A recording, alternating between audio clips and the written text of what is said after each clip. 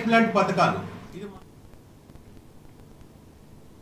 Wanaparthy MLA Thudi Megha Reddy శుభోదయం అనే కార్యక్రమంలో భాగంగా సోమవారం జిల్లా కేంద్రంలోని 19వ వార్డులో ఇంటింటి ప్రచారం నిర్వహించారు. తూడి మేఘారెడ్డి మాట్లాడుతూ వనపర్తి పట్టణంలోని ప్రతి ఇంటికి కాంగ్రెస్ పార్టీని ఆదరించాలని, మల్లురావుని గెలిపించాలని కోరారు.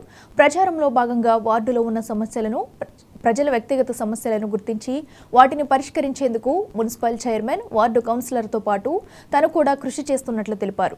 ఇటీవల కాలంలో 16 మంది బీఆర్ఎస్ కౌన్సిలర్లు కాంగ్రెస్లో చేరారని, వారు గత బీఆర్ఎస్ ప్రభుత్వ హయాంలో వారి వార్డులలో ఎలాంటి అభివృద్ధికి నోచుకోలేదన్నారు.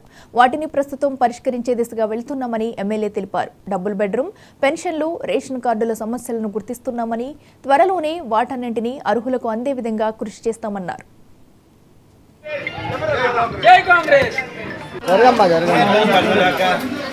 జరగమ్మ కొంచెం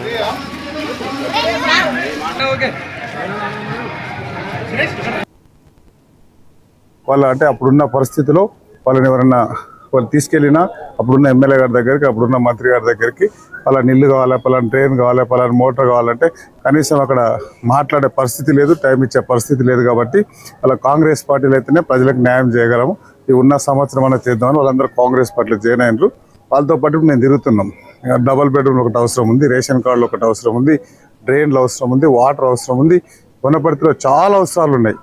సో అందరికి మేము ఇందిరామ ఇండ్లు ఇస్తాం, పెన్షన్లు చేస్తాం, పెన్షన్లు పెంచుతాం. అన్ని నా కాంగ్రెస్ మేనిఫెస్టో ఇచ్చిన 6 గ్యారంటీలతో పాటు పార్లమెంట్ ఎలక్షన్లు ఇచ్చిన 5 గ్యారంటీలు మేము ప్రజలకు తీసుకెళ్తున్నాం. మమ్మల్ని మొన్న ఎమ్మెల్యేగా నన్ను దీవించారు 25,000 ఓట్లతోన. ఇప్పుడు గౌరవ మల్లురావు గారికి ఓటేస్తే 50,000 మెజార్టీ ఇస్తే ఆయన రాహుల్ గాంధీ గారు ప్రధానమంత్రి అవుతారని మేము ప్రజలకు తీసుకెళ్తున్నాం. ప్రజల నుంచి భారీ స్పందన ఉంది, చాలా స్పందన ఉంది.